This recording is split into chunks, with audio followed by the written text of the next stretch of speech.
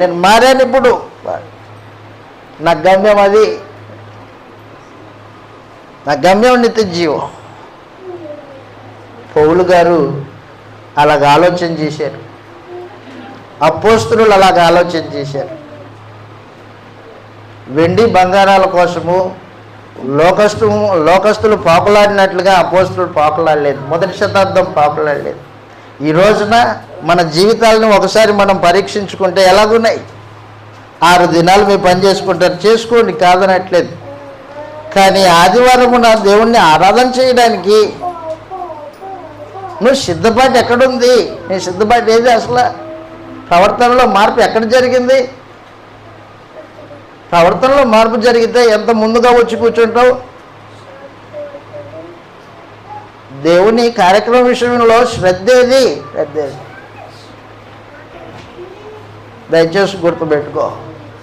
6 దినాలు ఎక్కడుంటామో ఏమో, కానీ ఆదివారం మాత్రమే ఆరాధనగా దేవుడి సముఖానికి కూడి వస్తాం. వచ్చేటప్పుడు సిద్ధపాటు కలిగి రావాలి. ఏంటి సిద్ధపరచుకోవాలి?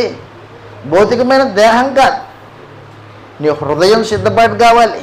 నీ ప్రవర్తనలో మార్పు ఉండాలి. నీ మనస్సాక్షిలో దోషం లేకుండా ఉండాలి. తోటి సహోదరుడితో సమాధానం ఉండాలి. ఇవేమీ లేకుండా వచ్చి కూర్చొని నేను నిబంధన ప్రజనే, ఎవరు అంగీకరిస్తారు మనల్ని? కాబట్టి దయచేసి గుర్తుపెట్టు, క్రొత్త నిబంధన జీవితం అనేది మాటలతో చెప్పేది మాట కాదు, అది ప్రవర్తనలో మార్పు అన్నాడు. ఒక ప్రవర్తన కాదు, సమస్త ప్రవర్తన యందు పరిశుద్ధత కలిగి ఉండుడి అని చెప్పేశాడు. అంటూ కిందికి అంటున్నాడు, దయచేసి గుర్తుపెట్టుకో.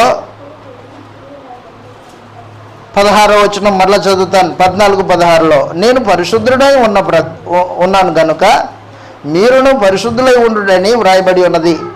కాగా మీరు విధేయులకు పిల్లలై మీ పూర్వపు అజ్ఞాన దశలో మీకుండిన ఆశలను అనుసరించి ప్రవర్తింపక మిమ్మును పిలిచినవాడు పరిశుద్ధుడై ఉన్న ప్రకారము మీరును సమస్త ప్రవర్తన యందు పరిశుద్ధులై ఉండుడి. పక్షపాతం లేకుండా క్రియల్ని బట్టి ప్రతివానికి తీర్పు తీర్చువాడు తండ్రి అని మీరు ఆయనకు ప్రార్థన చేయుచున్నారు కనుక మీరు పరదేశులై ఉన్నంతకాలం భయంతో గడపండి. అదిగో ఏముండాలా? భయం ఉండాలి. భయంతో పాటు నీకు ఉండాల్సిన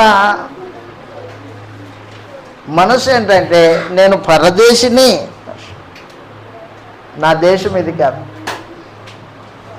నా దేశం వేరే, నాది పరలోక సంబంధమైన దేశం.